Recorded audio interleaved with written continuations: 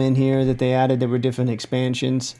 And then the wackiest one is the Shadowlands, which was the expansion before this one. Because the current expansion is just, again, it's another island inside of here. It's like the land of the dragons. So all of these are like relatively normal for the most part. But the Shadowlands is like the land of the dead. So you like bridge the gap between the land of the living and the dead, and you go into the land of the dead. And like these are all the different areas of the like when you die as a person in our world, you go here and you are sent to the different places. It's not just heaven and hell, it's like a bunch of different things. So it's pretty interesting. This one was kind of the wackiest thing they'd ever done. I don't even know what this is. I have no idea what this is. Very cool. There's a zone that I didn't even play. Exciting stuff. But yeah, I mean, it's just kind of like every expansion, they add a new island or a new world or whatever the fuck. It seems like, I think from what I remember, the new one, the next expansion is going to be underneath the ground. It's going to be like in caves and shit underneath the world, which is kind of cool, I guess. Yeah, ours, yeah, so this is where we are right now. This is where this expansion is in the Dragon Isles, up here. But that's kind of interesting. So the green world is, here. It's called the Emerald Dream. The Emerald Dream is like a thing that the dragons got going on. Like they have like a magical land that you can go to where they got like a bunch of shit, you know, they got a bunch of magical shit going on, but it's a dream. It's not like real, but it is real, but it isn't real. So that's, yeah, it's like druid magic, basically. Druid dragon magic kind of shit. So that's kind of weird, but you know, that's what that is. You go there occasionally. It's been alluded to a lot throughout the game. It's kind of like a mysterious, magical place that you can go to. And you'll occasionally have like an expansion or a new raid or a new dungeon that's kind of themed after the dream.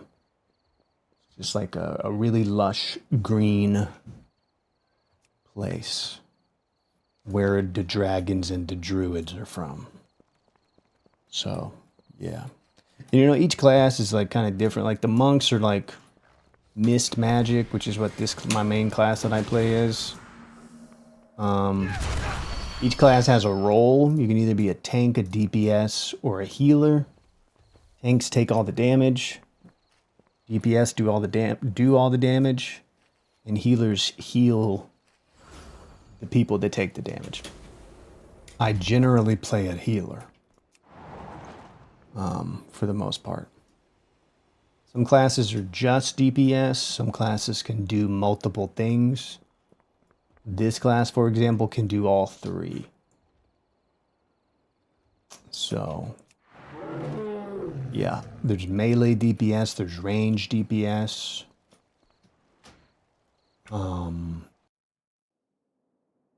Yeah, paladins are like use holy energy. Mages use fire, frost kind of magic.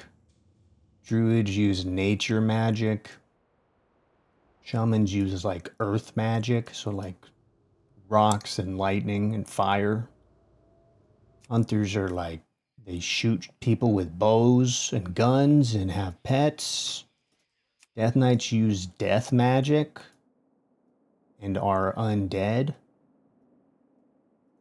Priests use holy magic as well as shadow magic. And demon hunters use fell magic, which is like a type of evil magic. So do warlocks. Warlocks also use fell magic and can summon a demon to help them. Rogues stab people. Warriors hit people with weapons.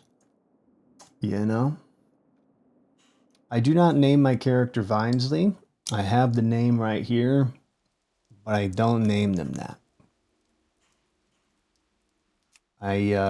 Some people do that shit where they just name their character like their name, and then some people literally name them like Vinesly Monk, Vinesly Mage. But I like, when I play these games, I like to slightly role play, like not super duper role play, but I like to like kind of have like, okay, this character makes sense to me, and this is their name, and this is like this is their identity.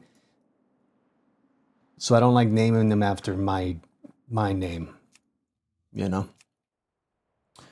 But there was a time early on when when I was streaming where I used to be really bad at naming my characters, or I would take too long to name my characters. So I just started naming them one-syllable words, which is where you get the name Bo and Blet and Tack and Za and Thur and Relk and Shreer and Mlurt and Fev and Jar from. And then I started mixing it up a little bit again whenever I, you know, the last year or so. But yeah, so I got a whole bunch of characters because I played the game for a long time. But the monk is my main character. So, yeah. So, you know, yeah. There's a huge synopsis of the game. Friends that name the Pokemon things like refrigerator and vacuum, and it drives me crazy. Yeah, I mean, it's fun to do that shit, I get it, but like I always have to I have to RP a little bit when I play games, I think. It gets me involved a little bit more. It gets me a little bit more involved in it. I gotta defeat 2 bosses. Fucking shit. Shit! Oh, no. To be able to qualify for that reward, I have to defeat 2 bosses. Let me see, can I do this?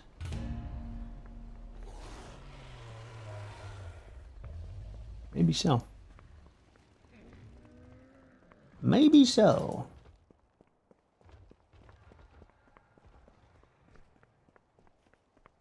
Seems like I can. Okay.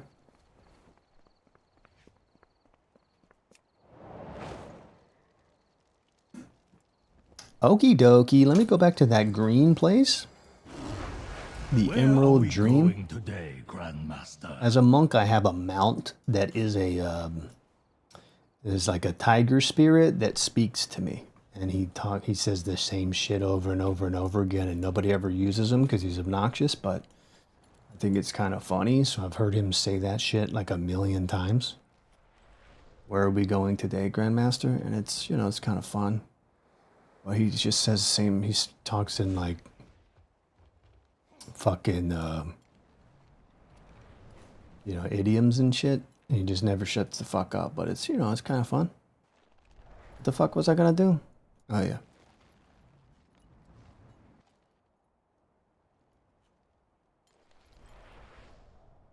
Do not concern yourself with failure, Grandmaster. Rather, focus on rising every time you fall. So he says really nice shit, and you're just like, yeah, you know what, Bonlu, you're right, dude. I will focus on rising every time I fall. You're the best.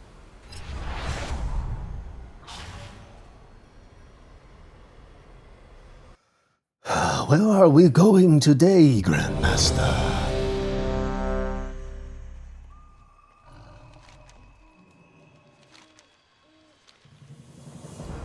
Cool.